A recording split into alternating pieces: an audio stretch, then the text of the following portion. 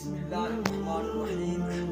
सबसे पहले नमाज के लिए हकीकी नापाकी का भी जिस्म से कपड़ों से दूर होना ज़रूरी है और हुक्मी नापाकी का भी दूर होना ज़रूरी है। हकीकी नापाकी पेशाब, पाखाना, गोबर, इंगनियाँ, इन चीज़ों से जिस्म नमाजी का पाक होना चाहिए। और हुक्मी नापाकी के उस पर अगर वुज़ू ज़रूरी हो तो वुज़ू किए बगैर वो नमाज नहीं पढ़ सकता। तो सबसे पहले मुसलमान वाशरूम में जाएगा क़ज़ाए हाजत के लिए। हमारे यहाँ आप चूँकि वाशरूम ही हैं, पहले तो रफ़ा हाजत के लिए दूर बापर्दा जगह पर जाया जाता था।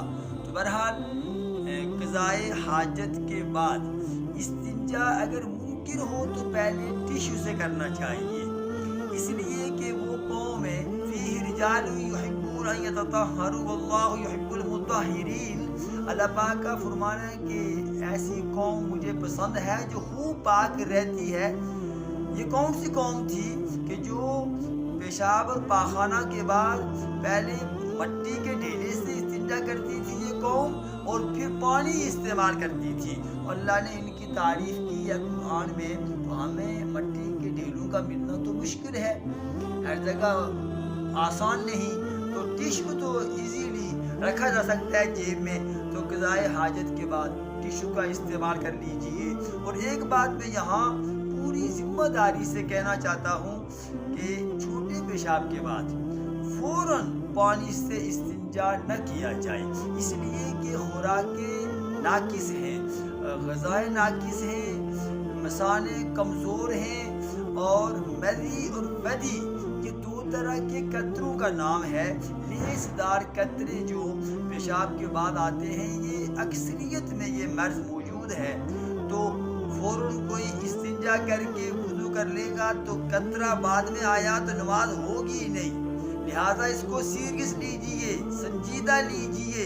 और छोटे पेशाब के बाद पेट मल लीजिए, 2 कदम चल लीजिए, खांसी कर लीजिए, 1-2 मिनट वक्फा कर लीजिए। टिश्यू इस्तेमाल करने के बाद 2 मिनट के बाद 3 मिनट के बाद आपको जब तसल्ली हो जाए अब कोई मज़ी कोई कतरा नहीं आ रहा, तो फिर आप इस्तिंजा कर लीजिए। इस्तिंजा में कुर्बान जाइए हुज़ूर अकरम अलैहिस्सलातु वस्सलाम की ज़ात अक़दस पर। फरमाया कि फ़ुक़हाए किराम फरमाते हैं कि सर्दियों में जिस्म टाइट होता है तो फिर इस्तिंजा करते हुए पीछे से ढेले को आगे लाया जा सकता है। और गर्मियों में जिस्म ज़्यादा ढीला होता है तो अगर पीछे से टिश्यू का इस्तेमाल करके आगे की जानिब लाएंगे तो नापाकी से जिस्म के मुलव्वस होने का खदशा है, तो फिर अगली जानिब से आप पीछे ले जाइए इस्तिंजा करते हुए हाथ को।